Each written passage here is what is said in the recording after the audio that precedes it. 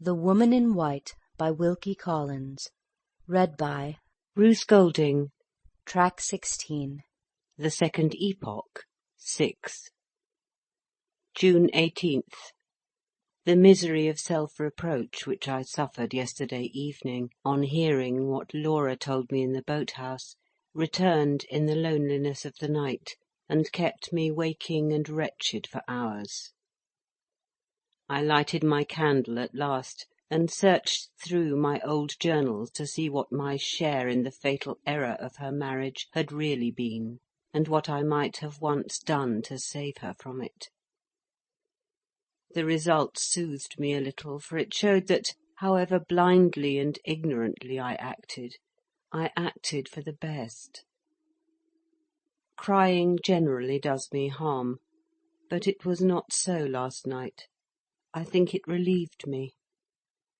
I rose this morning with a settled resolution and a quiet mind. Nothing Sir Percival can say or do shall ever irritate me again, or make me forget for one moment that I am staying here in defiance of mortifications, insults, and threats, for Laura's service and for Laura's sake. The speculations in which we might have indulged this morning on the subject of the figure at the lake and the footsteps in the plantation have been all suspended by a trifling accident which has caused Laura great regret. She has lost the little brooch I gave her for a keepsake on the day before her marriage. As she wore it when we went out yesterday evening, we can only suppose that it must have dropped from her dress, either in the boat-house or on our way back. The servants have been sent to search, and have returned unsuccessful. And now Laura herself has gone to look for it. Whether she finds it or not, the loss will help to excuse her absence from the house if Sir Percival returns before the letter from Mr. Gilmore's partner is placed in my hands. 1 o'clock has just struck. I am considering whether I had better wait here for the arrival of the messenger from London, or slip away quietly and watch for him outside the lodge gate. My suspicion of everybody and everything in this house inclines me to think that the second plan may be the best. The Count is safe in the breakfast-room. I heard him through the door as I ran upstairs 10 minutes since, exercising his canary birds at their tricks. "Come out on my little finger, my pretties. Come out and hop upstairs. 1, 2, 3, and up. 3, 2, 1, and down. 1, 2, 3, twit, twit, twit, twit." The birds burst into their usual ecstasy of singing, and the Count chirruped and whistled at them in return, as if he was a bird himself. My room door is open, and I can hear the shrill singing and whistling at this very moment. If I am really to slip out without being observed, now is my time.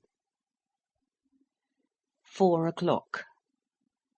The 3 hours that have passed since I made my last entry have turned the whole march of events at Blackwater Park in a new direction. Whether for good or for evil I cannot and dare not decide. Let me get back first to the place at which I left off, or I shall lose myself in the confusion of my own thoughts. I went out, as I had proposed, to meet the messenger with my letter from London at the lodge gate. On the stairs I saw no one. In the hall I heard the Count still exercising his birds, but on crossing the quadrangle outside I passed Madame Fosco, walking by herself in her favourite circle, round and round the great fish-pond. I at once slackened my pace, so as to avoid all appearance of being in a hurry, and even went the length, for caution's sake, of inquiring if she thought of going out before lunch. She smiled at me in the friendliest manner, said she preferred remaining near the house, nodded pleasantly, and re-entered the hall. I looked back, and saw that she had closed the door before I had opened the wicket by the side of the carriage gates. In less than a quarter of an hour I reached the lodge. The lane outside took a sudden turn to the left, ran on straight for 100 yards or so, and then took another sharp turn to the right to join the high road. Between these two turns, hidden from the lodge on one side, and from the way to the station on the other, I waited, walking backwards and forwards. High hedges were on either side of me, and for 20 minutes by my watch I neither saw nor heard anything.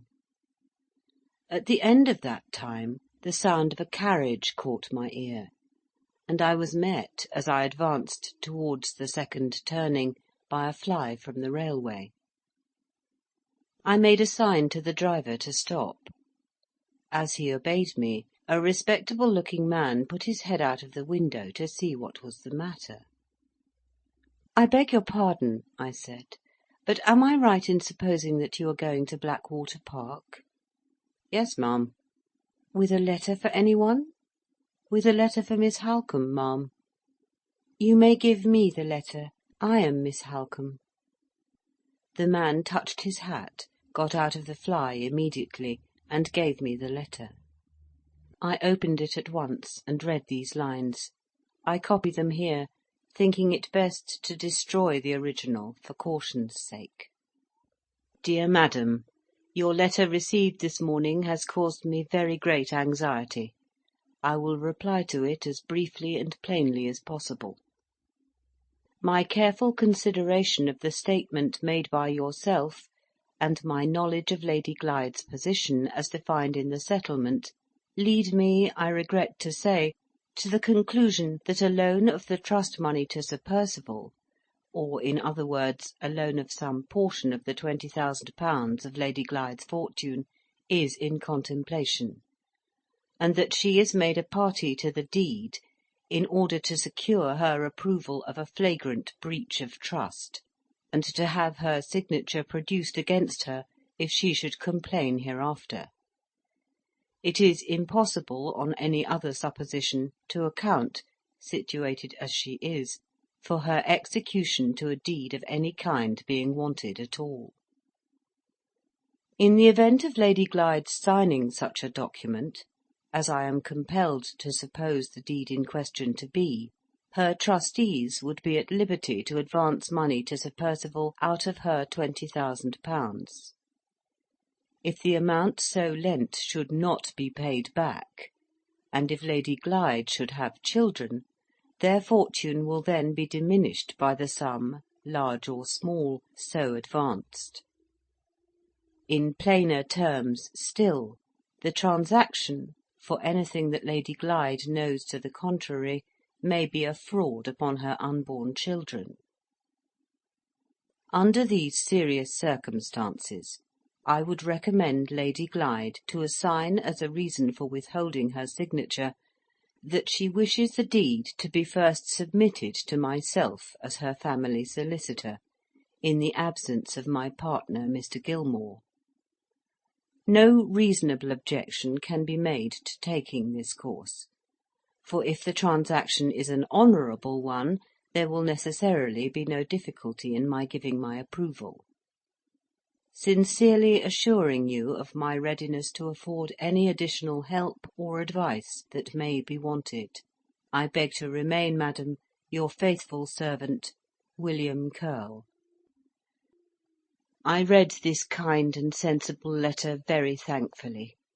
It supplied Laura with a reason for objecting to the signature which was unanswerable, and which we could both of us understand. The messenger waited near me while I was reading, to receive his directions when I had done. "Will you be good enough to say that I understand the letter, and that I am very much obliged?" I said. "There is no other reply necessary at present." Exactly at the moment when I was speaking those words, holding the letter open in my hand, Count Fosco turned the corner of the lane from the high road, and stood before me as if he had sprung up out of the earth. The suddenness of his appearance, in the very last place under heaven in which I should have expected to see him, took me completely by surprise. The messenger wished me good morning, and got into the fly again. I could not say a word to him. I was not even able to return his bow. The conviction that I was discovered, and by that man of all others, absolutely petrified me.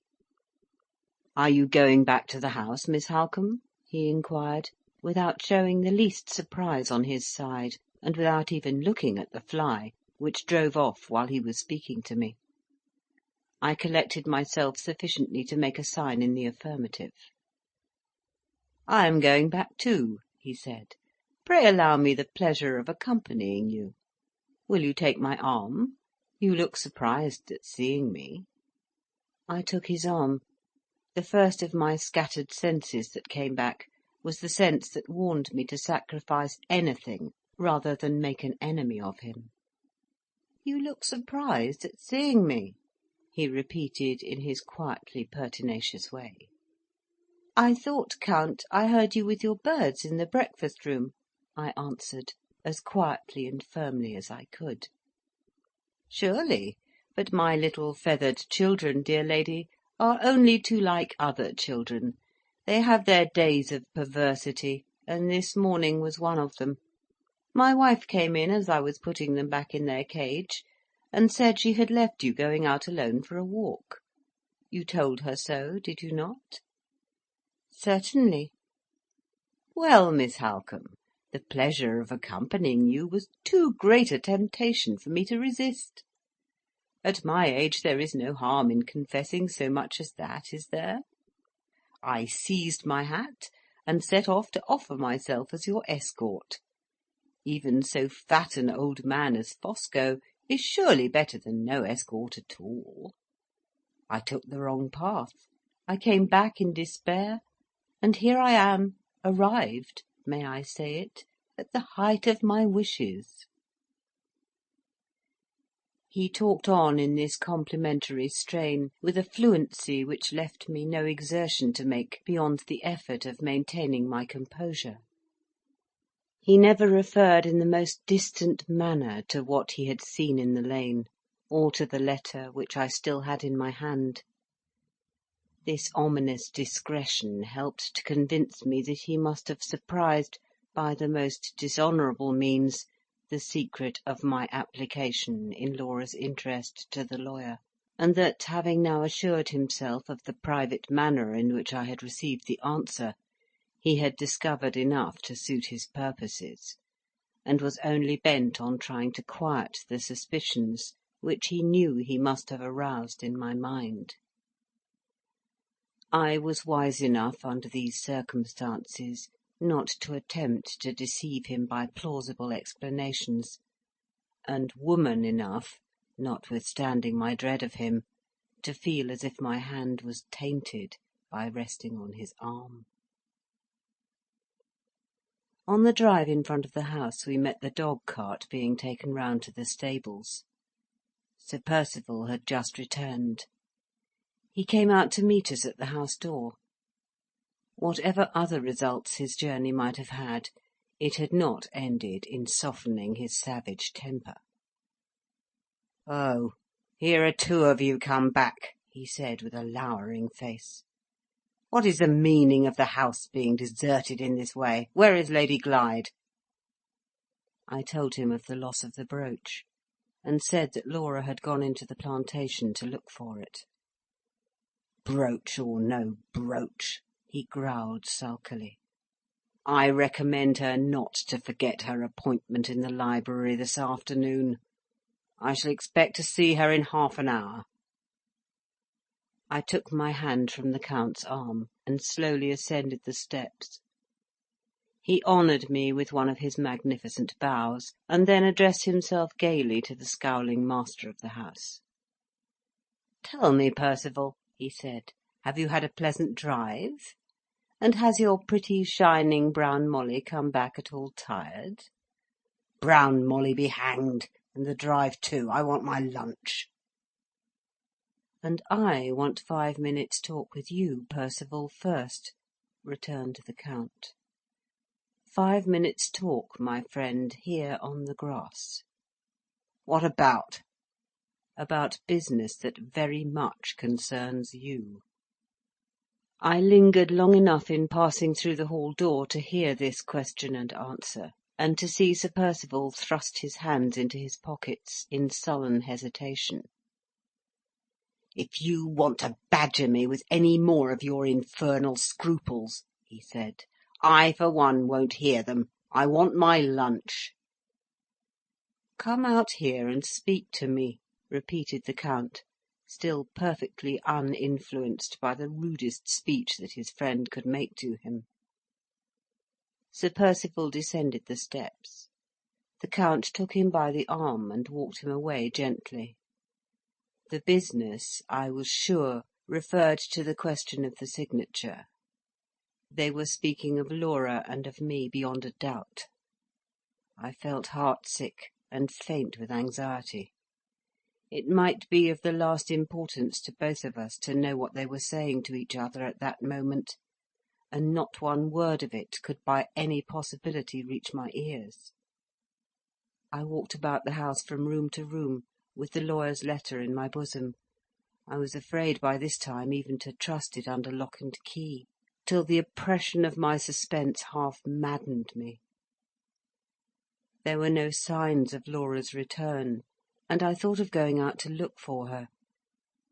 But my strength was so exhausted by the trials and anxieties of the morning, that the heat of the day quite overpowered me, and after an attempt to get to the door, I was obliged to return to the drawing-room and lie down on the nearest sofa to recover. I was just composing myself when the door opened softly and the Count looked in.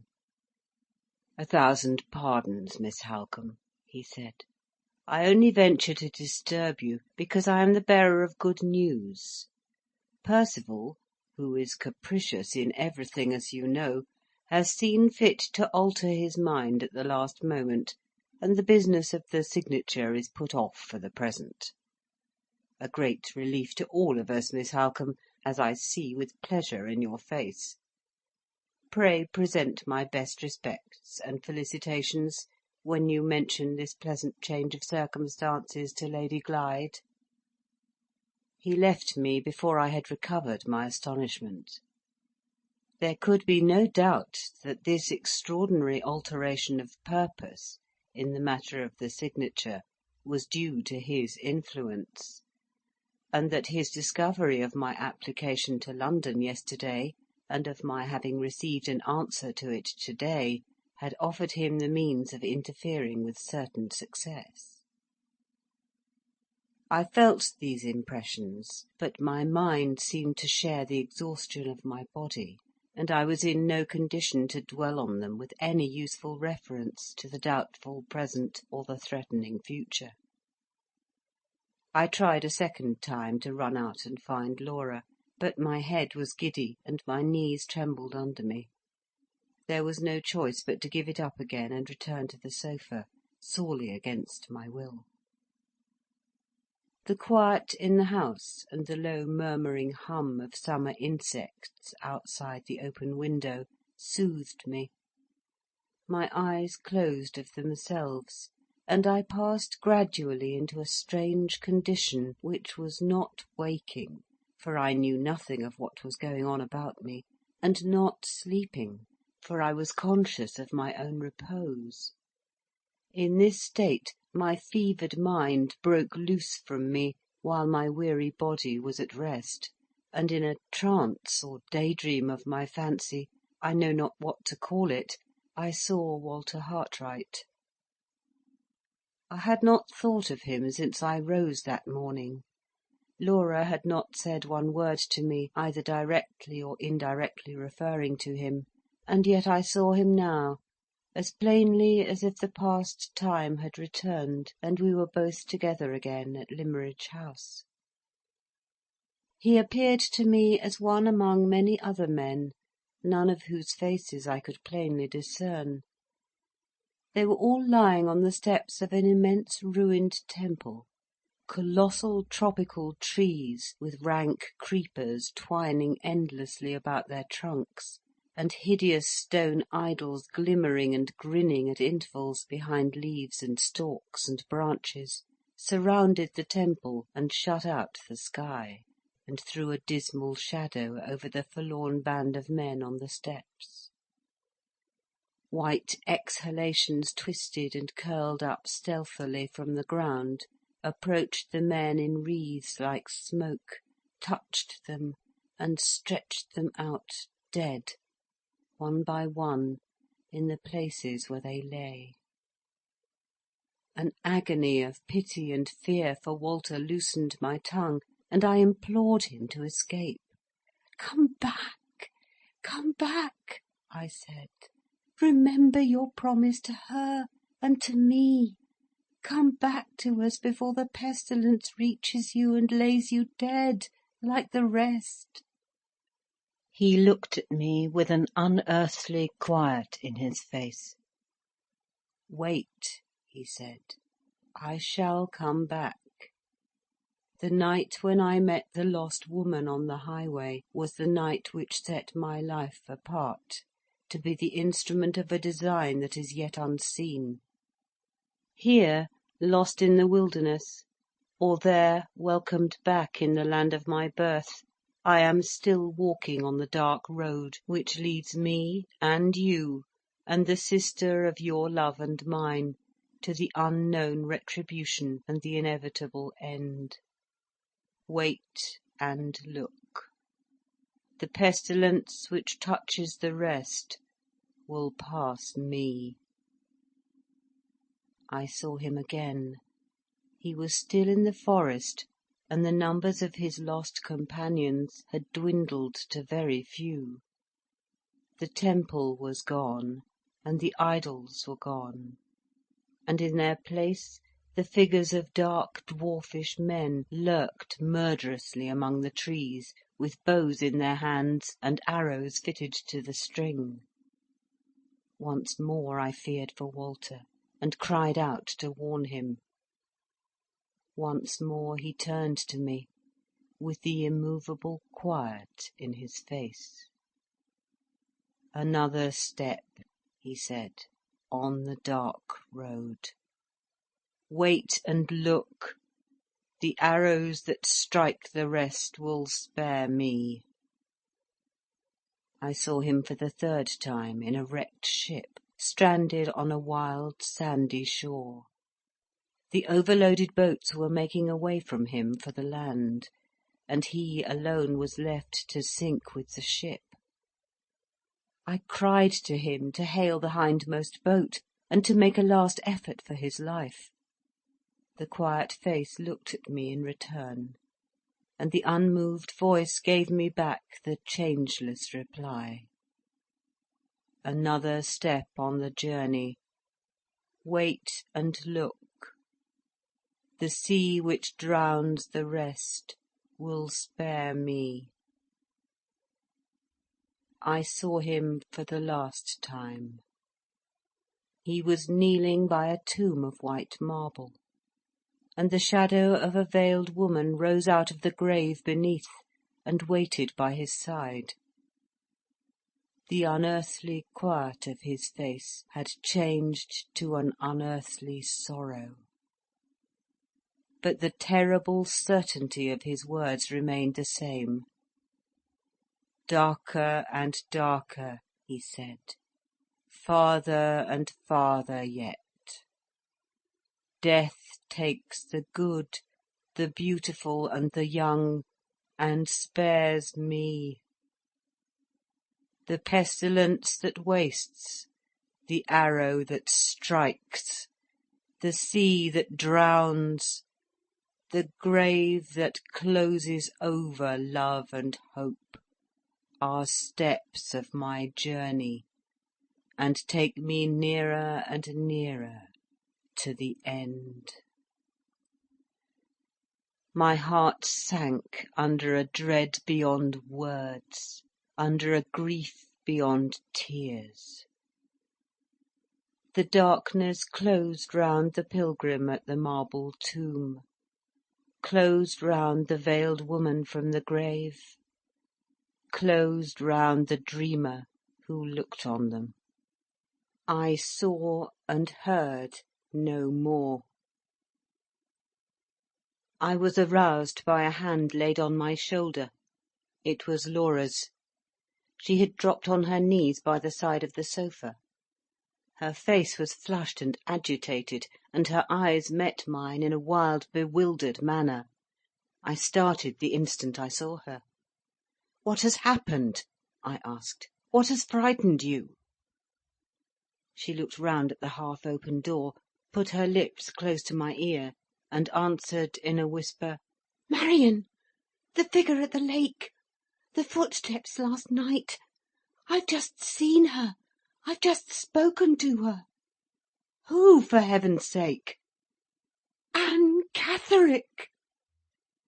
I was so startled by the disturbance in Laura's face and manner, and so dismayed by the first waking impressions of my dream, that I was not fit to bear the revelation which burst upon me when that name passed her lips. I could only stand rooted to the floor, looking at her in breathless silence. She was too much absorbed by what had happened to notice the effect which her reply had produced on me. "I have seen Anne Catherick.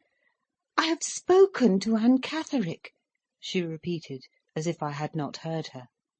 "Oh, Marion, I have such things to tell you. Come away, we may be interrupted here. Come at once into my room." With those eager words she caught me by the hand, and led me through the library to the end room on the ground floor, which had been fitted up for her own especial use. No third person, except her maid, could have any excuse for surprising us here. She pushed me in before her, locked the door, and drew the chintz curtains that hung over the inside.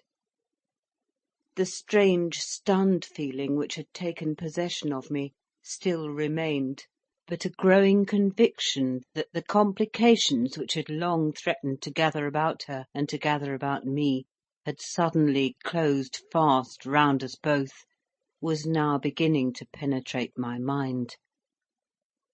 I could not express it in words. I could hardly even realise it dimly in my own thoughts. "Anne Catherick," I whispered to myself, with useless, helpless reiteration. "Anne Catherick." Laura drew me to the nearest seat, an ottoman in the middle of the room. "Look," she said, "look here," and pointed to the bosom of her dress. I saw for the first time that the lost brooch was pinned in its place again. There was something real in the sight of it, something real in the touching of it afterwards, which seemed to steady the whirl and confusion in my thoughts, and to help me to compose myself. "Where did you find your brooch?" The first words I could say to her were the words which put that trivial question at that important moment. "She found it, Marion." "Where?" "On the floor of the boat house. Oh, how shall I begin? How shall I tell you about it? She talked to me so strangely. She looked so fearfully ill. She left me so suddenly." Her voice rose as the tumult of her recollections pressed upon her mind. The inveterate distrust which weighs night and day on my spirits in this house instantly roused me to warn her, just as the sight of the brooch had roused me to question her the moment before. "Speak low," I said. "The window is open, and the garden path runs beneath it. Begin at the beginning, Laura.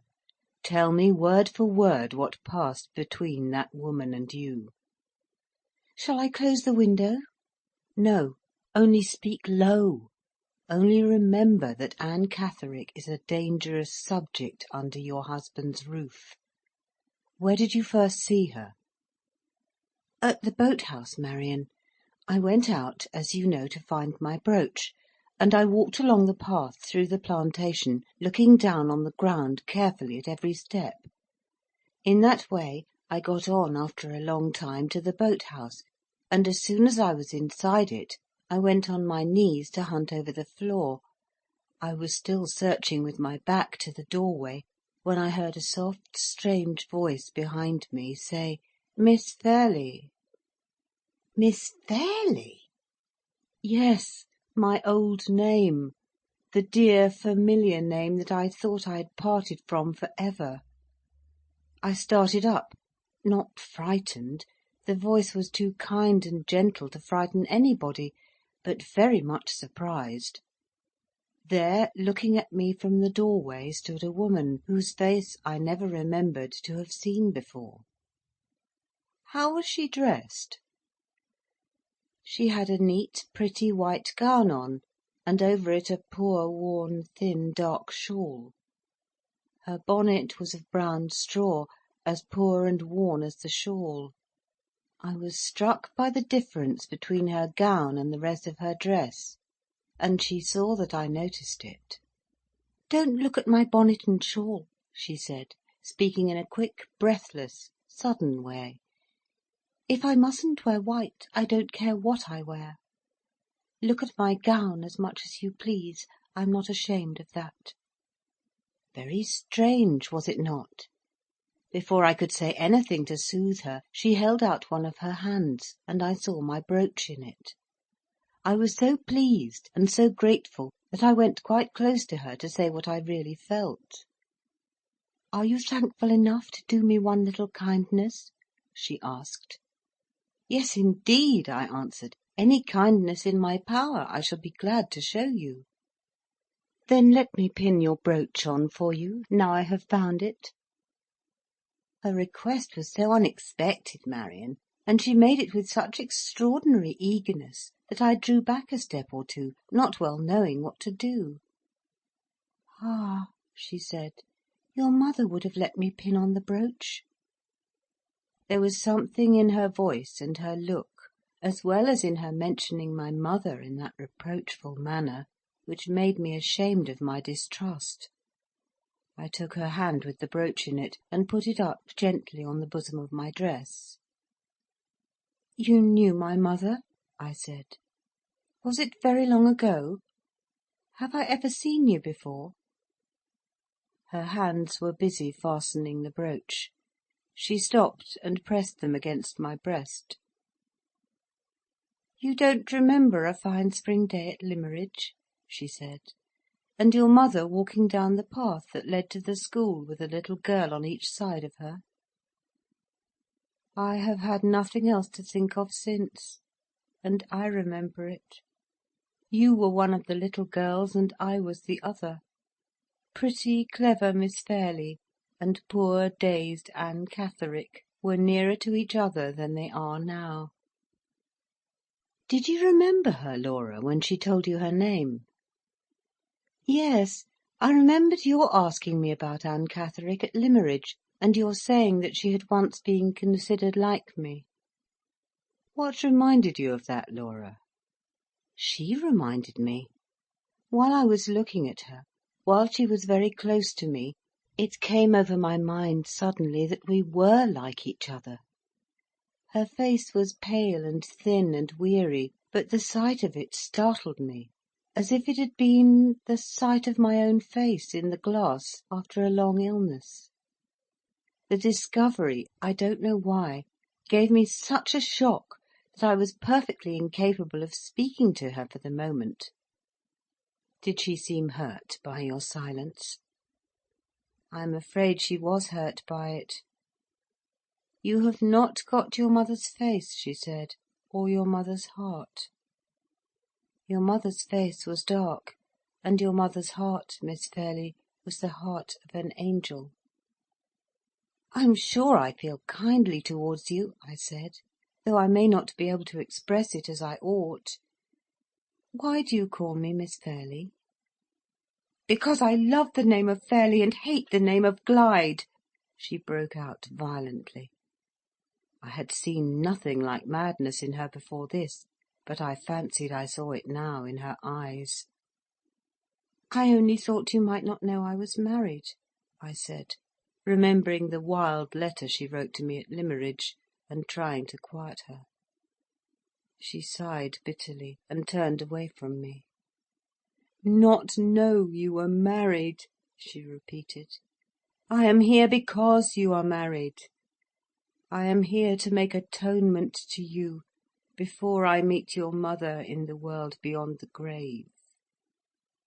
She drew farther and farther away from me, till she was out of the boat-house, and then she watched and listened for a little while.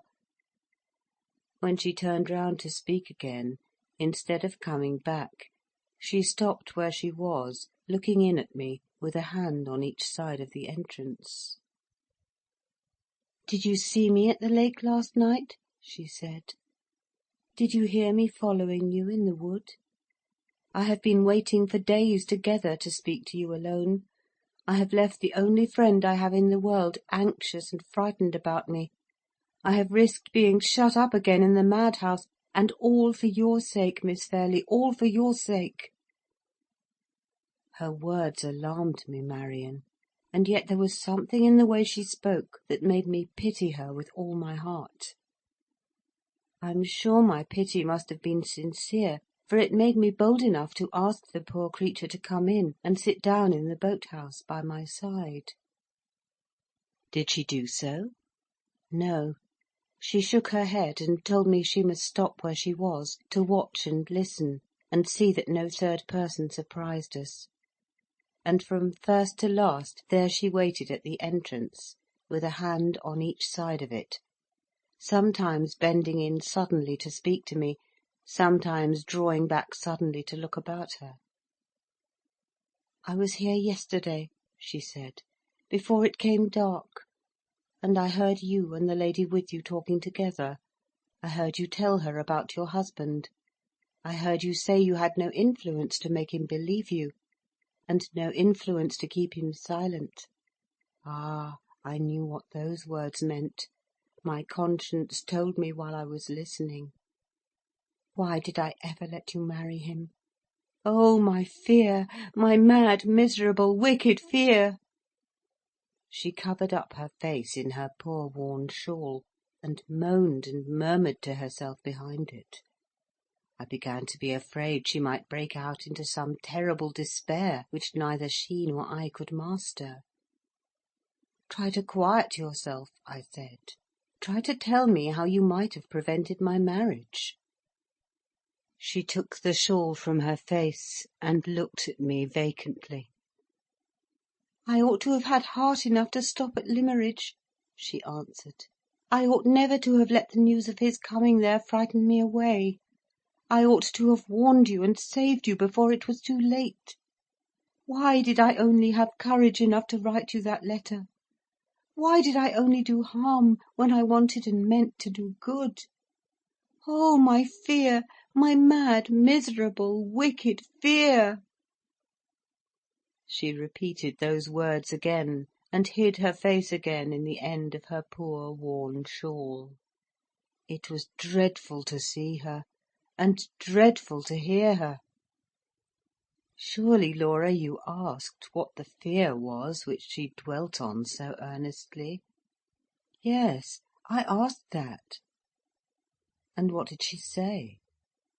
She asked me in return if I should not be afraid of a man who had shut me up in a madhouse, and who would shut me up again if he could.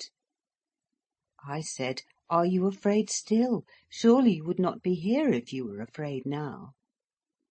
"No," she said, "I am not afraid now." I asked why not. She suddenly bent forward into the boat-house and said, "Can't you guess why?" I shook my head. "Look at me," she went on. I told her I was grieved to see that she looked very sorrowful and very ill. She smiled for the first time. "Ill," she repeated. "I'm dying. You know why I'm not afraid of him now. Do you think I shall meet your mother in heaven? Will she forgive me if I do?" I was so shocked and so startled that I could make no reply. "I have been thinking of it," she went on. "All the time I have been in hiding from your husband, all the time I lay ill. My thoughts have driven me here. I want to make atonement. I want to undo all I can of the harm I once did." I begged her as earnestly as I could to tell me what she meant. She still looked at me with fixed, vacant eyes. "Shall I undo the harm?" she said to herself doubtfully. "You have friends to take your part. If you know his secret, he will be afraid of you. He won't dare use you as he used me. He must treat you mercifully for his own sake, if he is afraid of you and your friends. And if he treats you mercifully, and if I can say it was my doing—" I listened eagerly for more, but she stopped at those words. "You tried to make her go on?" I tried, but she only drew herself away from me again, and leaned her face and arms against the side of the boat-house. "Oh," I heard her say, with a dreadful, distracted tenderness in her voice, "oh, if I could only be buried with your mother! If I could only wake at her side, when the angels' trumpet sounds, and the graves give up their dead at the resurrection!" Marion, I trembled from head to foot. It was horrible to hear her. "But there is no hope of that," she said, moving a little so as to look at me again. "No hope for a poor stranger like me. I shall not rest under the marble cross that I washed with my own hands, and made so white and pure for her sake. Oh no, oh no! God's mercy, not man's, will take me to her, where the wicked cease from troubling, and the weary are at rest." She spoke those words quietly and sorrowfully, with a heavy, hopeless sigh, and then waited a little. Her face was confused and troubled. She seemed to be thinking, or trying to think. "What was it I said just now?" she asked after a while. "When your mother is in my mind, everything else goes out of it. What was I saying? What was I saying?" I reminded the poor creature as kindly and delicately as I could. "Ah, yes, yes," she said, still in a vacant, perplexed manner. "You are helpless with your wicked husband. Yes, and I must do what I have come to do here. I must make it up to you for having been afraid to speak out at a better time." "What is it you have to tell me?" I asked. "The secret that your cruel husband is afraid of," she answered.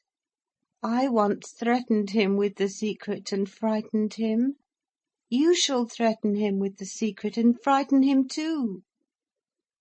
Her face darkened, and a hard, angry stare fixed itself in her eyes. She began waving her hand at me in a vacant, unmeaning manner. "My mother knows the secret," she said. "My mother has wasted under the secret half her lifetime. One day, when I was grown up, she said something to me, and the next day your husband—" "Yes, yes, go on. What did she tell you about your husband?" "She stopped again, Marion, at that point." "And said no more?" "And listened eagerly." "Hush!" she whispered, still waving her hand at me. "Hush!" She moved aside out of the doorway, moved slowly and stealthily, step by step, till I lost her past the edge of the boat-house. "Surely you followed her?" "Yes, my anxiety made me bold enough to rise and follow her." Just as I reached the entrance, she appeared again suddenly round the side of the boat-house. "The secret!" I whispered to her. "Wait and tell me the secret." She caught hold of my arm, and looked at me with wild, frightened eyes. "Not now," she said. "We are not alone. We are watched. Come here tomorrow at this time. By yourself, mind, by yourself." She pushed me roughly into the boat-house again, and I saw her no more. Oh, Laura, Laura! Another chance lost! If I had only been near you, she should not have escaped us. On which side did you lose sight of her?" "On the left side, where the ground sinks and the wood is thickest." "Did you run out again? Did you call after her?" "How could I? I was too terrified to move or speak." "But when you did move, when you came out?" "I ran back here to tell you what had happened." "Did you see anyone, or hear anyone in the plantation?" "No, it seemed to be all still and quiet when I passed through it." I waited for a moment to consider. Was this third person, supposed to have been secretly present at the interview, a reality, or the creature of Anne Catherick's excited fancy? It was impossible to determine. The one thing certain was, that we had failed again on the very brink of discovery, failed utterly and irretrievably, unless Anne Catherick kept her appointment at the boat-house for the next day. "Are you quite sure you have told me everything that passed, every word that was said?" I inquired. "I think so," she answered. "My powers of memory, Marion, are not like yours. But I was so strongly impressed, so deeply interested, that nothing of any importance can possibly have escaped me. My dear Laura, the merest trifles are of importance where Anne Catherick is concerned. Think again. Did no chance reference escape her as to the place in which she is living at the present time?" "None that I can remember." "Did she not mention a companion and friend, a woman named Mrs. Clements?" "Oh, yes, yes, I forgot that. She told me Mrs. Clements wanted sadly to go with her to the lake and take care of her, and begged and prayed that she would not venture into this neighbourhood alone." "Was that all she said about Mrs. Clements?" "Yes, that was all." "She told you nothing about the place in which she took refuge after leaving Todd's Corner?" "Nothing, I'm quite sure." "Nor where she has lived since, nor what her illness had been?" "No, Marion, not a word. Tell me, pray tell me what you think about it. I don't know what to think, or what to do next." "You must do this, my love. You must carefully keep the appointment at the boat-house tomorrow. It is impossible to say what interests may not depend on your seeing that woman again. You shall not be left to yourself a second time. I will follow you at a safe distance. Nobody shall see me, but I will keep within hearing of your voice if anything happens. Anne Catherick has escaped Walter Hartwright, and has escaped you. Whatever happens, she shall not escape me." Laura's eyes read mine attentively. "You believe," she said, "in this secret that my husband is afraid of? Suppose, Marion, it should only exist after all in Anne Catherick's fancy? Suppose she only wanted to see me and to speak to me for the sake of old remembrances? Her manner was so strange, I almost doubted her. Would you trust her in other things?" "I trust nothing, Laura, but my own observation of your husband's conduct. I judge Anne Catherick's words by his actions, and I believe there is a secret." I said no more, and got up to leave the room. Thoughts were troubling me which I might have told her if we had spoken together longer, and which it might have been dangerous for her to know. The influence of the terrible dream from which she had awakened me hung darkly and heavily over every fresh impression which the progress of her narrative produced on my mind.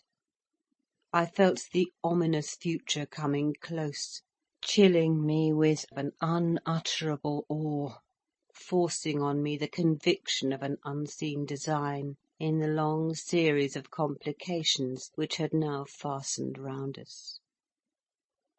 I thought of Hartright, as I saw him in the body when he said farewell, as I saw him in the spirit in my dream. And I too began to doubt now whether we were not advancing blindfold to an appointed and an inevitable end. Leaving Laura to go upstairs alone, I went out to look about me in the walks near the house.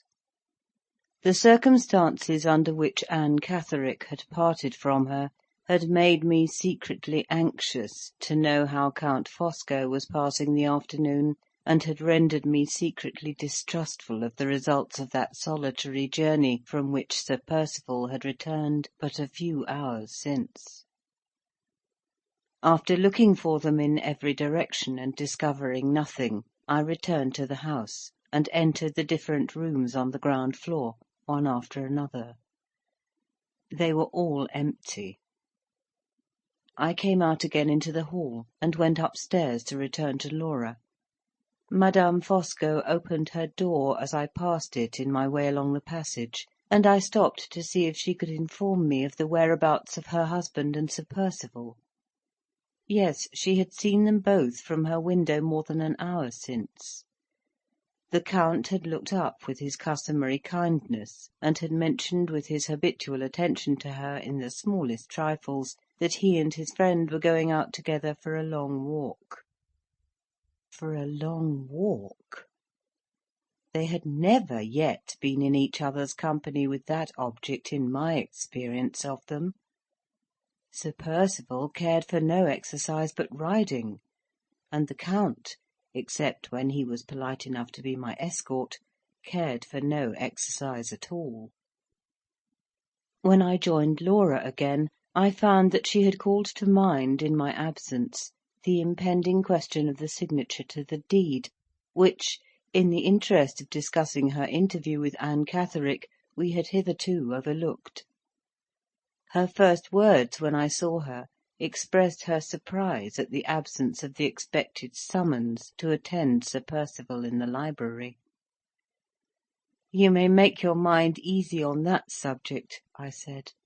"For the present, at least, neither your resolution nor mine will be exposed to any further trial. Sir Percival has altered his plans. The business of the signature is put off." "Put off!" Laura repeated amazedly. "Who told you so?" "My authority is Count Fosco. I believe it is to his interference that we are indebted for your husband's sudden change of purpose." "It seems impossible, Marian. If the object of my signing was, as we suppose, to obtain money for Sir Percival that he urgently wanted, how can the matter be put off?" "I think, Laura, we have the means at hand of setting that doubt at rest. Have you forgotten the conversation that I heard between Sir Percival and the lawyer as they were crossing the hall?" "No, but I don't remember—" "I do. There were two alternatives proposed. One was to obtain your signature to the parchment; the other was to gain time by giving bills at 3 months. The last resource is evidently the resource now adopted, and we may fairly hope to be relieved from our share in Sir Percival's embarrassments for some time to come." "Oh, Marian, it sounds too good to be true." "Does it, my love? You complimented me on my ready memory not long since, but you seem to doubt it now. I will get my journal, and you shall see if I am right or wrong." I went away and got the book at once. On looking back to the entry referring to the lawyer's visit, we found that my recollection of the two alternatives presented was accurately correct. It was almost as great a relief to my mind as to Laura's to find that my memory had served me, on this occasion, as faithfully as usual. In the perilous uncertainty of our present situation, it is hard to say what future interests may not depend upon the regularity of the entries in my journal, and upon the reliability of my recollection at the time when I make them. Laura's face and manner suggested to me that this last consideration had occurred to her as well as to myself. Anyway, it is only a trifling matter, and I am almost ashamed to put it down here in writing. It seems to set the forlornness of our situation in such a miserably vivid light. We must have little indeed to depend on, when the discovery that my memory can still be trusted to serve us is hailed as if it was the discovery of a new friend. The first bell for dinner separated us. Just as it had done ringing, Sir Percival and the Count returned from their walk. We heard the master of the house storming at the servants for being 5 minutes late, and the master's guest interposing, as usual, in the interests of propriety, patience, and peace. The evening has come and gone. No extraordinary event has happened, but I have noticed certain peculiarities in the conduct of Sir Percival and the Count, which have sent me to my bed feeling very anxious and uneasy about Anne Catterick, and about the results which to-morrow may produce.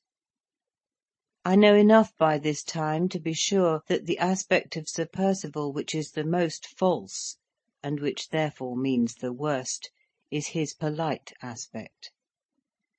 That long walk with his friend had ended in improving his manners, especially towards his wife. To Laura's secret surprise, and to my secret alarm, he called her by her Christian name, asked her if she had heard lately from her uncle, inquired when Mrs. Vesey was to receive her invitation to Blackwater, and showed her so many other little attentions that he almost recalled the days of his hateful courtship at Limmeridge House. This was a bad sign to begin with, and I thought it more ominous still that he should pretend after dinner to fall asleep in the drawing-room, and that his eyes should cunningly follow Laura and me when he thought we neither of us suspected him. I have never had any doubt that his sudden journey by himself took him to Welmingham to question Mrs. Catterick; but the experience of to-night has made me fear that the expedition was not undertaken in vain, and that he has got the information which he unquestionably left us to collect. If I knew where Anne Catterick was to be found, I would be up to-morrow with sunrise, and warn her. While the aspect under which Sir Percival presented himself to-night was unhappily but too familiar to me, the aspect under which the Count appeared was, on the other hand, entirely new in my experience of him.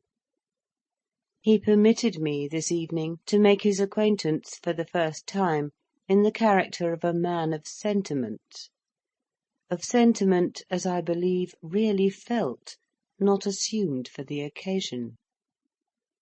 For instance, he was quiet and subdued.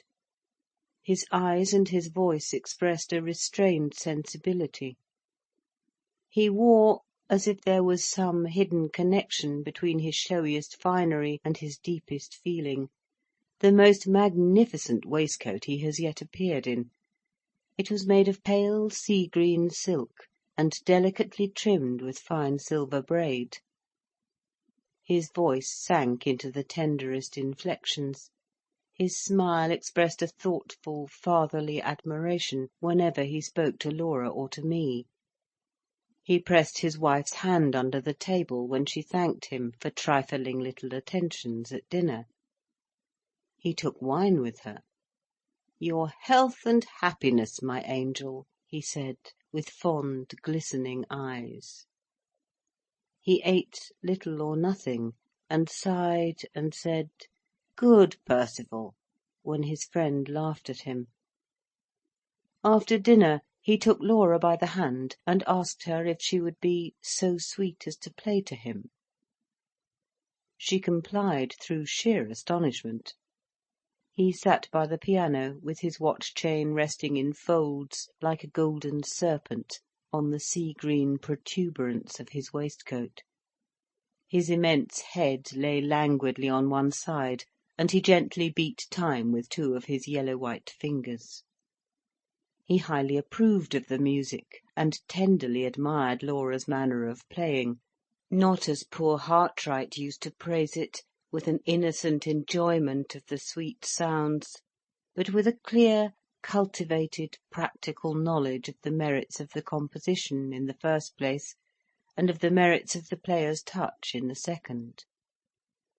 As the evening closed in, he begged that the lovely dying light might not be profaned just yet by the appearance of the lamps.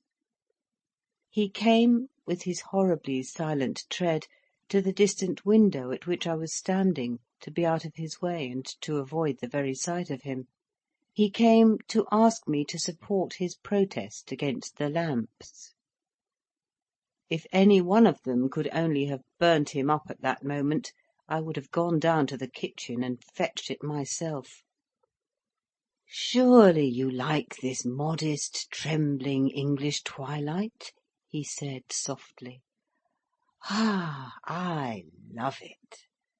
I feel my inborn admiration of all that is noble and great and good purified by the breath of heaven on an evening like this.